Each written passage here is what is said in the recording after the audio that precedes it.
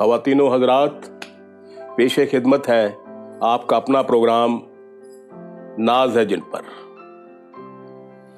आज हम नाज है जिन पर प्रोग्राम में जिस खास मेहमान को आपके रूबरू पेश करने वाले हैं, उनको आपके रूबरू लेके आने से पहले एक मुझे शायद प्रसन्न जोशी साहब हैं जो बहुत मशहूर हमारे शायर हैं, उनका एक शेर याद आ रहा है।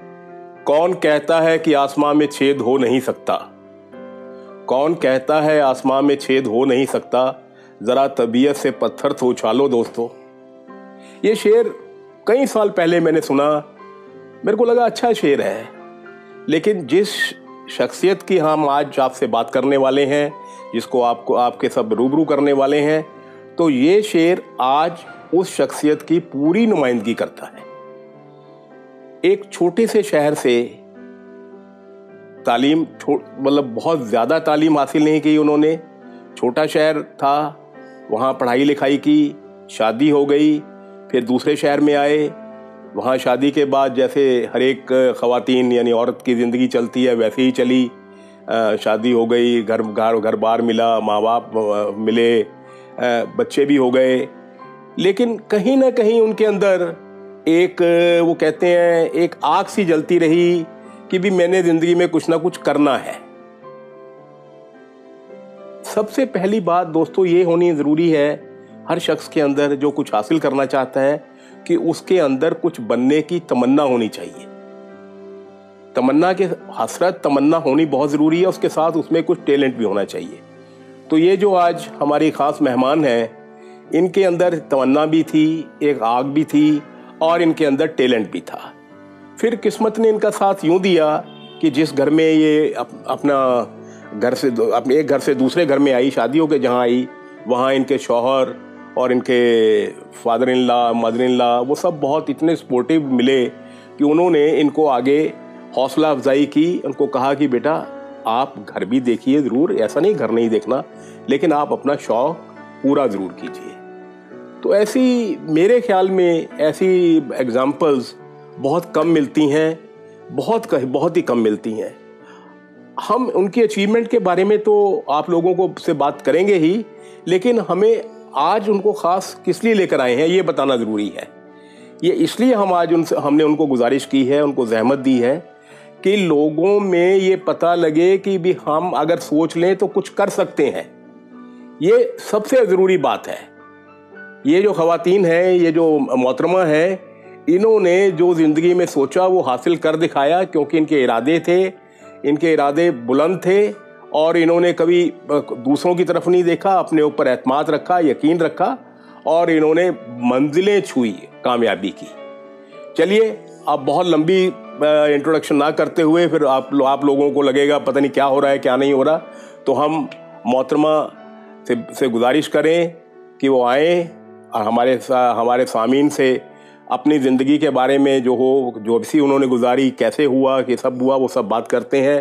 तो मैं बहुत अदब और एहतराम से मैडम रुचि नरवरी का खैर मकदम करता हूँ, स्वागत करता हूँ, जी आया हूँ करना, बहुत बहुत शुक्रिया।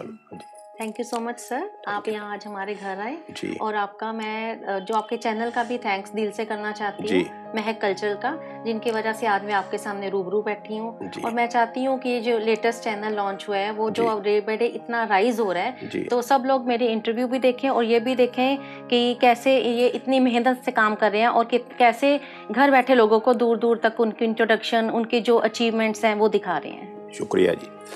अब मैडम ये बताइए हमारे सुनने वालों को, देखने वालों को, हमारे सामीन को कि आपकी ज़िंदगी क्या, इब्तदाई ज़िंदगी कैसी, इब्तदाई मतलब शुरू की ज़िंदगी कैसी थी, आप कहाँ पले पड़े, कहाँ आपने तालीम हासिल की और वहाँ आपके घर में क्या माहौल था, ये बताइए।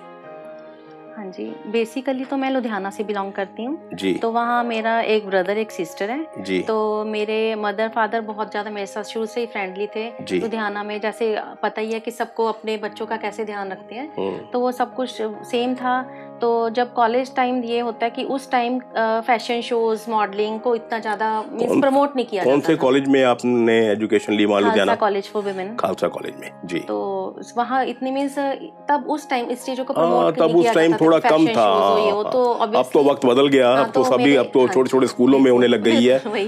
तब तो खैर बहुत बड़ी बात हुआ करती थी। तो मेरे फादर भी इन चीजों को ज्यादा लाइक नहीं करते थे, तो उनको ये होता था कि अगर जो मेरी बेटी ने बोल दिया वो करेगी, उनको भी पता होता था। ठीक है जी। बट ये है कि जैसे कि उन्होंने मेरे लिए एक लिमिटेशंस रखी थी कि आप अपने स्कूल और कॉलेज में जो मर्जी परफॉर्म कर सकते हैं, वहीं तक रहिए, इससे बाहर नहीं जाना।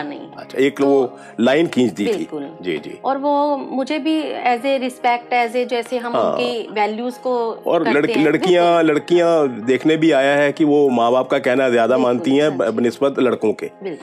जी। तो मैंने फिर मेरा भी यही जो मेरा पैशन था अंदर, तो मैंने अपने स्कूल में कॉलेज में कुछ भी फंक्शंस आने तो मैं टॉप में रहती थी, क्योंकि अंदर पैशन तो वही था। डांस वगैरह में, डांस हो मॉडलिंग हो, कुछ भी मेन तो डांस ही होता था। तो ये सब शौकिया था कि आपने कहीं से सीखा वहाँ स्कूल में या कॉलेज में? किसने सिखाया आपको कि वैसे ही अंदर से ही था? अंदर से था, मतलब इनबॉर्न टैलेंट था।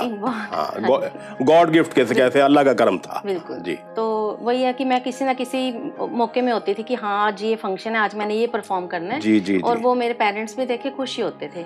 ऐसा कुछ नहीं है, बट तब ऐसी चीजों के प्लेटफॉर्म नहीं मिलते थे कि हम घर से बाहर जाएं, और जब मिलते थे तो पेरेंट्स अलाउ नहीं करते। बिल्कुल बहुत वक्त उस टाइम मुंबई जाना पड़ता था, बॉम्बे जाना पड़ता था ऑफर्स जी। तो फिर मैंने अपने कॉलेज में 16 साल की उम्र में मिस फ्रेशर सेलेक्ट की हुई थी मैं। तब मेरा न्यूज़पेपर में भी पिक आई थी जी, पूरी फोटोग्राफ के साथ पूरी इंट्रोडक्शन आई थी जी। उसके बाद मुझे ऑफर्स आने तब आपको लगा था जिस वक्त आपने वो मिस फ्रेशर आई और अखबार में आपका फोटो छपा और इंटरव्यू आई, तब आपको उस वक्त लगा था कि मैं इस मकाम पर पहुंच जाऊंगी, जो मकाम आज आपने हासिल किया, कि ये हो गया बाद में? नहीं, इतना ज्यादा नहीं सोचा था। बट तब उस एज में मैंने ये जरूर सोचा था कि क्योंकि वो एज ऐसी होती है चंचल सी कि एक नए ख्वाब होते हैं जी। तो मैंने ये जरूर सोचा था कि हाँ कि मैं इससे आगे बढ़ूंगी। ठीक है जी। तो फिर उसके बाद लुधियाना से पटियाला आए तो शादी हुई। फिर स्टडीज करते करते ही रिश्ता हुआ, शादी हुई, उसके बाद बच्चे हो गए। तो उसके बाद उन चीजों, लव मैरिज थी या अरेंज मैरिज थी? अरेंज और लव दोनों ही थे। अच्छा, लव और अरेंज दोनों थी। हिंदुस्तान में तकरीबन यही होता है। तो अच्छा, ये कॉम्बिनेशन डिफरेंट था। तो यहाँ आकर फिर आपने एजुकेशन, मेरे को पता लगा अभी आपने एजुकेशन भी अपनी कंटिन्यू रखी, शायद बीए यहाँ से किया आपने? तब बीए सेकंड ईयर में मेरी मैरिज हो गई थी जी। थर्ड ईयर आपने फाइनल ईयर यहाँ किया? नहीं, फिर मैंने शुरू से किया। अच्छा, पार्ट 1 से शुरू किया? पार्ट 1 से। अच्छा। मेरी सिस्टर इन लॉ मेरे से 1 साल छोटी थी, तो मेरा 1 साल का गैप पड़ा जी। तो हमने इकट्ठे फिर स्टडी स्टार्ट कर दी। बीए पार्ट 1 से शुरू करके बीए वहाँ वुमेन कॉलेज में किया आपने। तो तब आपका ये शौक तब वुमेन कॉलेज में भी चलता रहा कि वहाँ सेम रहा? पैशन वो कहते हैं ना जो ब्लड में और जीन्स में होता है वो कभी मरता नहीं। तो वो जब मैंने कॉलेज में एंटर किया तो जितने भी कॉलेज के फंक्शंस होते थे, इवन मैंने कॉरेस्पॉन्डेंस स्टडीज ली हुई थी। अच्छा, सीसी तो घर से ही करती थी। बट मेरी सिस्टर इन लॉ के साथ मैंने जब कॉलेज जाना है तो टीचर्स ने मुझे बोल देना कि सिर्फ अपनी भाभी को फंक्शन में जरूर लाना है जी। तो मैंने सेम पार्टिसिपेट भी किया। तब उन दिनों मैडम ये यूथ फेस्टिवल का बड़ा चलन हुआ करता था, सब में मैंने पार्टिसिपेट किया। यूथ फेस्टिवल वगैरह में आपने हिस्सा लिया? हाँ, सब डेजी वालिया जो है यहाँ के जो डांस के जो हेड है उनके अंडर ही थे, तो जो वो कहते थे हम वो करते थे, और मुझे एक फिर से प्लेटफॉर्म मिल गया। अच्छा, यहाँ के थोड़ा अच्छा प्लेटफॉर्म मिला कॉलेज का, यूथ फेस्टिवल का। ये कह सकते हैं कि उस एज के हिसाब से अच्छा था। अच्छा जी, बहुत अच्छा था। तब आप वो करते रहे? बिल्कुल। अच्छा। वो चलता रहा। अच्छा। आगे से आगे प्रोसेस चलता रहा जी। तो उसके बाद जब स्टडीज कंप्लीट हुई तो बेटा हो गया। अच्छा जी। तो बेटे के स्कूल में जैसे मदर्स डे होना, तो ऑब्वियसली मेरा तो वही फंडा था कि मैंने करना ही करना, पैशन था।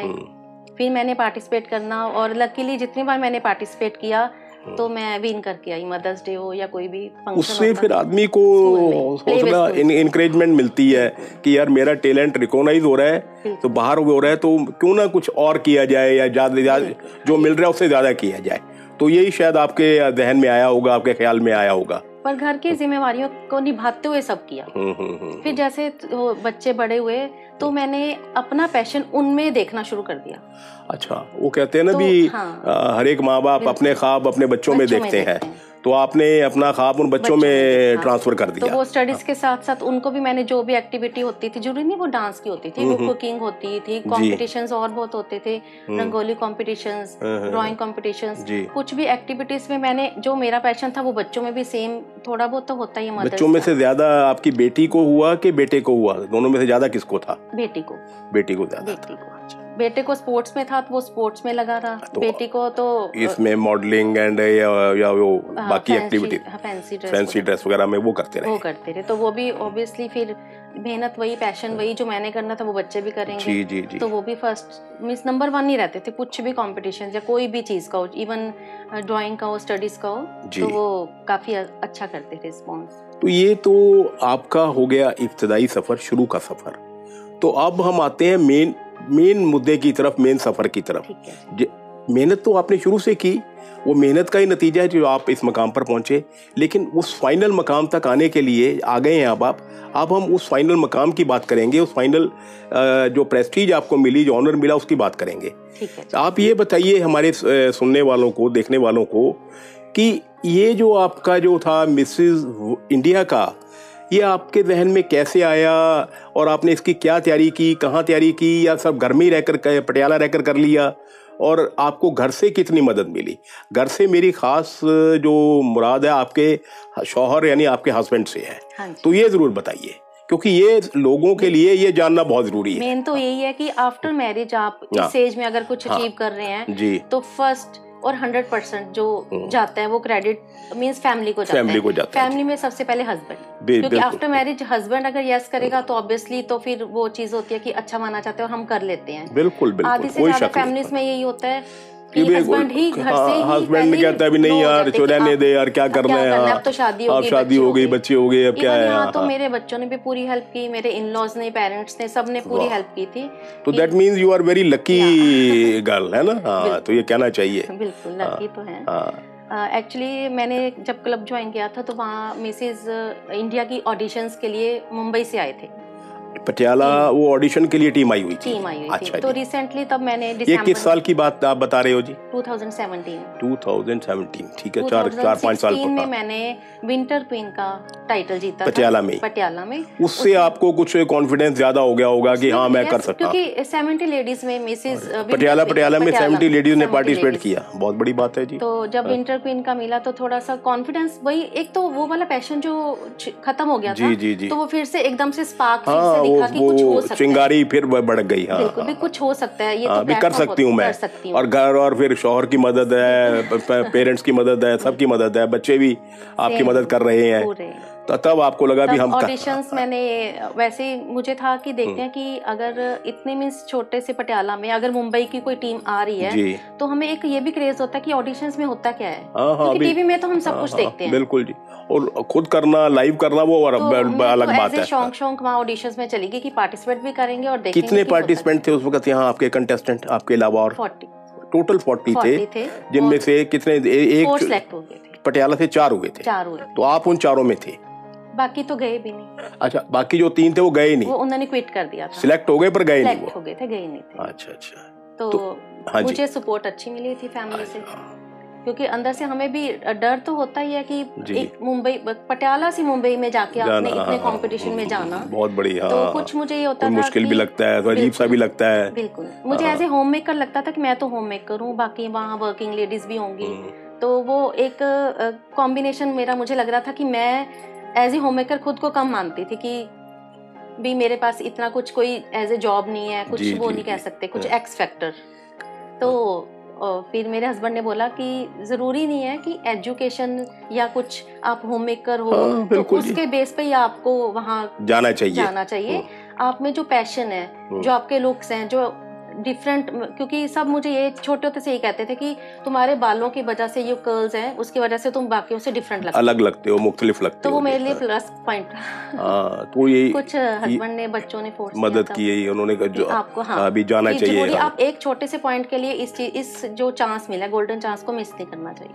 तब आप वहाँ फिर फ्लाइट पकड़ी और बॉम्बे हो गए? मुंबई गए। ये 17 की बात है? बिल्कुल। अच्छा, जो मिसेज इंडिया कंपटीशन हुआ जी, तो वहाँ कितने रोज का ये कंपटीशन था जी? 10 डेज। 10 डेज का था? अरे वाह। तो तो 10 डेज में अलग अलग कराते होंगे, अलग अलग स्टेजेस होती होंगी, एक दिन ये है, अगले दिन वो है ना? मींस मेन जो होता है ना, जिसे कहते हैं फिनाले, फिनाले से पहले बहुत राउंड्स होते हैं।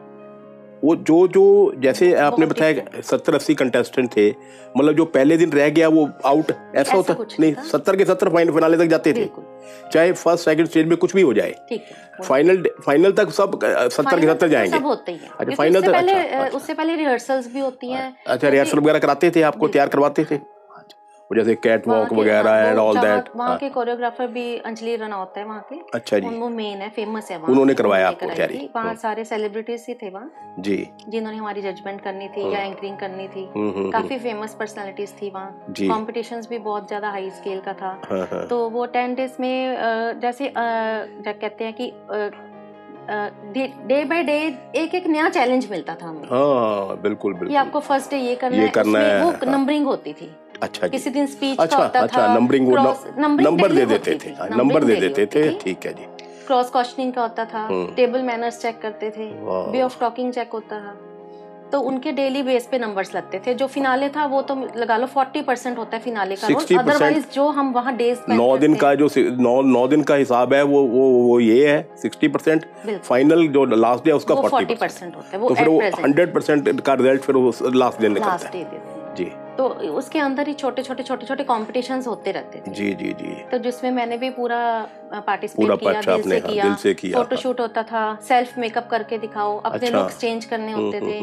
तो काफी जो हमने कभी देखा भी नहीं हुआ था वो मैंने उन दिनों में किया। अच्छा, दिल से किया क्योंकि पैशन था आपका, और कंपटीशन भी काफी हार्ड था तब, क्योंकि मुंबई की लेडीज भी थी और वो नॉर्थ, और वो तो लोग काफी यूज्ड टू होते हैं, उनको आदी हो चुके हैं, उन्होंने सॉर्ट ऑफ प्रोफेशनल भी कह सकते हैं, उनको एक्सपोजर भी बहुत ज्यादा होता है as compare to Patiala and Punjab, है ना जी? अब तो खैर होने लग गया है, उस वक्त तो कोई होता ही नहीं था, उस टाइम तो नहीं था। हाँ, और ये आपकी बहुत बड़ी हिम्मत थी भी, आप गए। ट्राइबल एरिया से भी लेडीज आई होती। अच्छा, ट्राइबल से उन्होंने हर different north east west south, मतलब किसी स्टेट को इग्नोर नहीं किया, हर जगह Manipal, Imphal, like that, from every nook and corner of India they searched and they got the talent. अच्छा, तो ये हुआ आपका 10 दिन का रहा जी। तो फिर वो फाइनल डे में कैसे क्या आपके फाइनल डे में 3 राउंड्स होते हैं। अच्छा, वो तो ड्रेसेस के बेस पे होते हैं कि आपने क्या कैरी किया है, तो वो उसके भी नंबर्स होते हैं। एंड में क्वेश्चन राउंड होता है। अच्छा जी। तो क्वेश्चन राउंड तो मेरे को वुमेन एम्पावरमेंट पे आया था, तो वो बहुत अच्छा था। तो जिसपे जो मैंने बोला, दिल से बोला, सच बोला, तो ऑब्वियसली उसी की वैल्यू होती है जी, जो आदमी रटाया बोल दे। के बंदे जहाँ जाते हैं छा जाते हैं। सही बात है। तो मैंने वहाँ मदर टंग पंजाबी भी यूज की, अपनी जुबान, जो मराठी थे, गुजराती थे, कुछ भी थे, वो अपनी अपनी लैंग्वेज में कुछ बोलते थे। तो मैंने भी कुछ ऐसा बोला था कि जजेस को लगा था कि हाँ ये तो हम जीत के ही कुछ याद है? कोई एक आधा सवाल बताइए। कि मैं पंजाब तो आई हूँ, दिल तो मैं जीत के ही जाऊंगी। वाह वाह, दिल के साथ साथ आपने वो क्राउन भी जीता, खिताब भी जीता। तो जिस वक्त वो आपको आपका अनाउंस हुआ, तो वो मोमेंट्स आपको कैसे लगे, ये बताइए सुनने वाले। जैसे अनाउंस होता ना भी, हाँ यार आप बन गए हो, तो कैसे लगा उस वक्त? ऐसे लगा भी जैसे वो भी, हाँ भी नहीं हो रहा था क्योंकि भी हिमालय पर्वत पे आ गए, टॉप 10 आए, टॉप 10 में मुझे अच्छा, पहले टॉप 10 में आए, तो मैं क्रॉस फिंगर रखती थी कि प्लीज टॉप 10 में आ जाए, टॉप 10 में आ जाए। मैंने पटियाला वापस जाना है, तो कम से कम लोगों को इतना तो कैसे को भी मैं टॉप 10 में आ गई भैया। तब मेंटालिटी होती थी कि अभी भी हो जाता है, देखा खा लिया था आगे। सही बात है, ये भी होता है जी, बिल्कुल होता है। तो फिर एक होता था पंजाब दी शान बना के जानी है, पटियाले वापस जाना है। तो पहले आप टॉप 10 में आए? टॉप 10 में नहीं आए क्योंकि टॉप 10 के बाद टॉप 3 होते हैं। मैं टॉप 3 में थी। अच्छा, टॉप 10 के बाद तो मुझे होप थी कि नहीं, अब तो खाली हाथ ही वापस जाऊंगी। अच्छा। और मुझे ये था कि नहीं भी, अब मतलब कि थोड़ा सा वो हो जाता है ना, नर्वस होगी मैं, तो मूड ऑफ हो जाता है। तो अब होप छोड़ दी कि चलो टॉप 10 तो चले गए, अब तो घर ही जाना है, कोई बात नहीं, ताज में डिनर करेंगे, हम फन करके चले जाएंगे। पंजाबी हमें क्या, हमें हमारा ट्रिप हो गया, पंजाबी ये भी सोचते हैं भी आगे मुफ्त चाहे हैं जी, खाया पिया सैर की, चल चले जाएंगे। क्योंकि मेरे हस्बैंड ने पहले बोला था कंपटीशन मत लो, एज ए फन जाओ, आप एंजॉय करो, जीतना हारना कुछ नहीं होता, जो आप न्यू एक्सपीरियंस लेके घर जाओगे वही बहुत बड़ी चीज होती है। जी जी जी।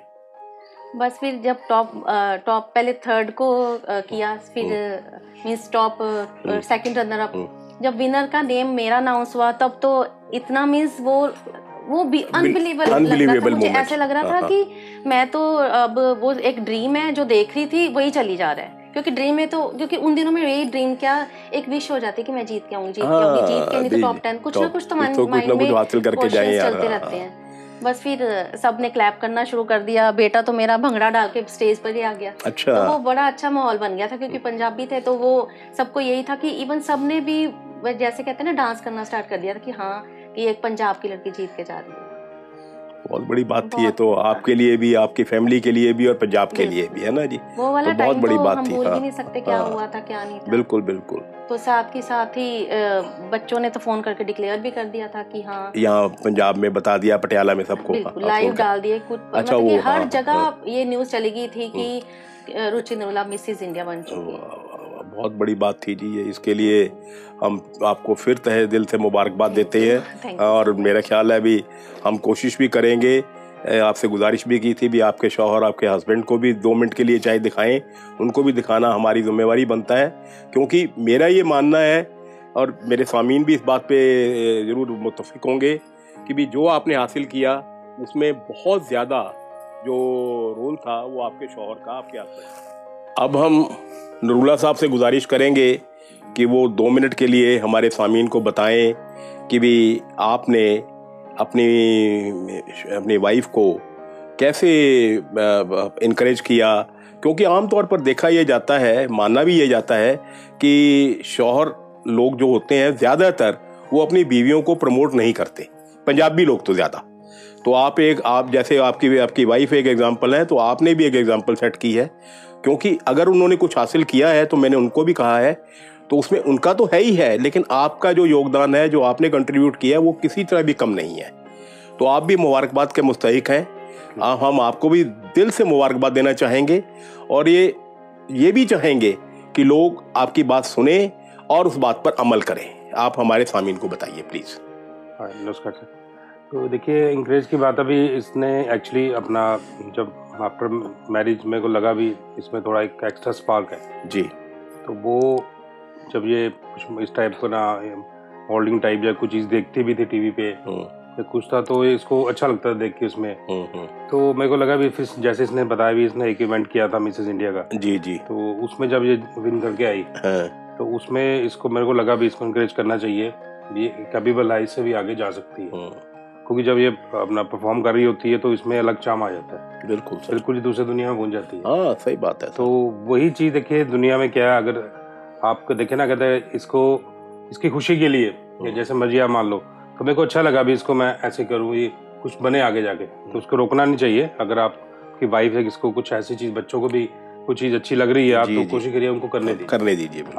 तो मेरा भी यही था सेम, मैं भी सिंपल पर्सन, ऐसा कुछ नहीं मैंने खास किया, बस यही किया भी मुझे जाना चाहती थी कुछ तो मैंने इसको सपोर्ट की पूरी, क्योंकि इसकी खुशी में मेरी खुशी है। ठीक है ना। तो ये मैडम खुश रहेगी तो सारा घर खुश रहेगा। वाह वाह वाह।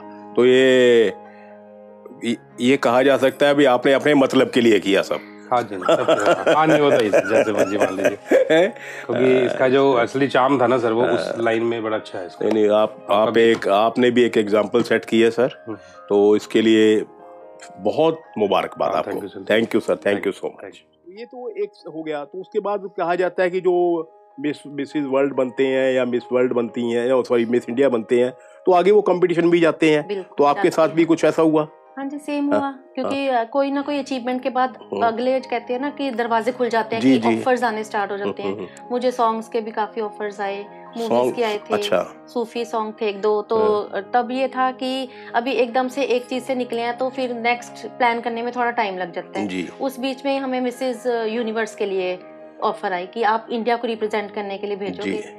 तो अभी तो मेरा माइंड भी नहीं था कि इतना भी टायर्ड काफी थी, क्योंकि एक बर्डन माइंड से जैसे एक रिलैक्सेशन मिली थी कि क्योंकि उसमें हमें उससे पहले मुझे स्टडीज भी करनी पड़ी थी मिसेस इंडिया में, जो आपको मैं बताना भूल गई, उस पे क्रॉस क्वेश्चनिंग हुई थी, वुमेन एम्पावरमेंट। अच्छा, वो आपने थोड़ी सी तैयारी भी की थी। तो इतना कुछ करने के बाद एक माइंड को ना फ्री रखने का मन था। तो मेरे हस्बैंड को जैसे ही फोन आया यूनिवर्स का, इन्होंने मेरे से बिना पूछे यस कर दी कि हाँ मेरी वाइफ अब यूनिवर्स में भी कॉम्पिटिशन के लिए जाएगी। तो ये कहाँ हुआ था जी? South Africa. तो ये जो आपका जो मिसेस जो इंडिया का खिताब था, कॉम्पिटिशन था, उसमें और इसमें कितने दिन का वक्फा था, मतलब गैप था? 6 मंथ का गैप था। 6 मंथ वो आपको तैयारी करने के लिए देते थे कि रिलैक्स होने के लिए? तैयारी भी करवाते थे? हमें फिर से टॉपिक मिला, यूनिवर्स में टॉपिक था हमारा डोमेस्टिक वायलेंस। अच्छा, डोमेस्टिक, उसके ऊपर मुझे एक्ट भी करना था, उस पे शूट करवाना था, उस पे स्टडी करनी थी हमें। कुछ ना कुछ जैसे हमने केसेस, पटियाला के केसेस को मैंने सर्च किया, उनको मैंने इंटरव्यूज ली। मींस वो टास्क काफी देते हैं। जैसे मिसेस इंडिया में उस लेवल के टास्क थे, यूनिवर्स में डिफरेंट टास्क थे। ये नहीं है कि आपको कुछ काम इजीली, कुछ अचीवमेंट इजीली मिलती हैं। उसके लिए होमवर्क ये बहुत जरूरी है, ये बहुत जरूरी है ये बताना। मेंटली, फिजिकली सब कुछ हमें, कि हमें टिप टॉप रहना है, हमें पतले होना है, एक्सरसाइज करनी है, फिट रहना है, बहुत कुछ हमें केयर भी करनी पड़ती है। जी, जी। और साथ साथ हमें घर संभालना होता है।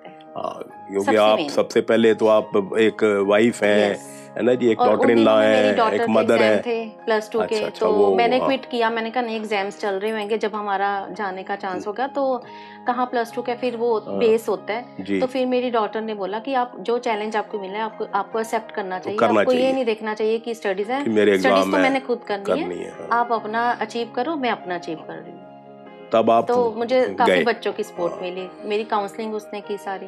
अच्छा, तो आप डरबन फिर अकेले गए थे कि आपके हस्बैंड भी गए थे साथ? नहीं, हस्बैंड साथ गए थे।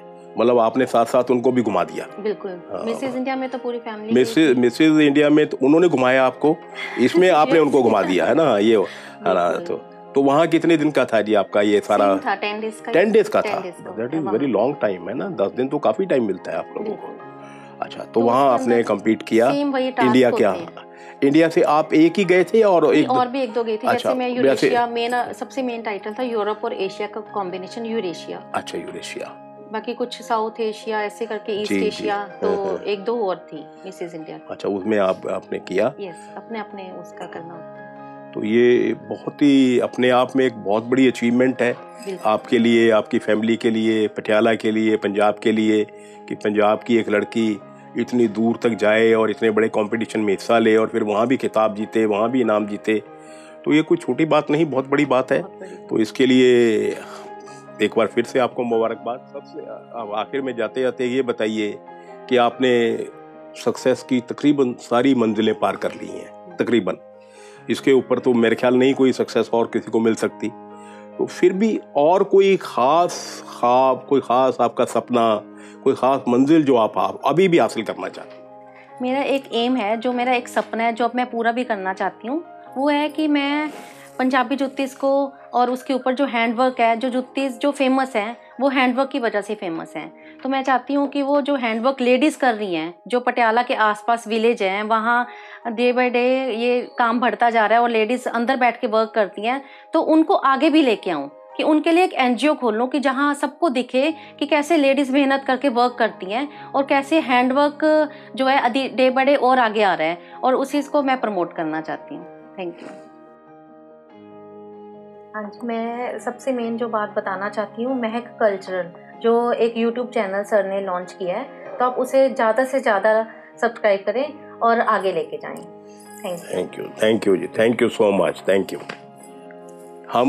मैं अपनी तरफ से, समी पाजी की तरफ से और हमारे चैनल और हमारे जो हज़ारों लाखों सामीन हैं, उन सब की तरफ से आपका तहे दिल से शुक्रिया अदा करना चाहूँगा, क्योंकि हमारा आप तक पहुँचने का एक ही एम था, एक ही मुद्दा था कि आपने जो ज़िंदगी में हासिल किया, इतनी मुश्किलात से हासिल किया, वो हमारी यंग जनरेशन को पता होना चाहिए कि ज़िंदगी में कैसे कोई चीज़ हासिल की जा सकती है।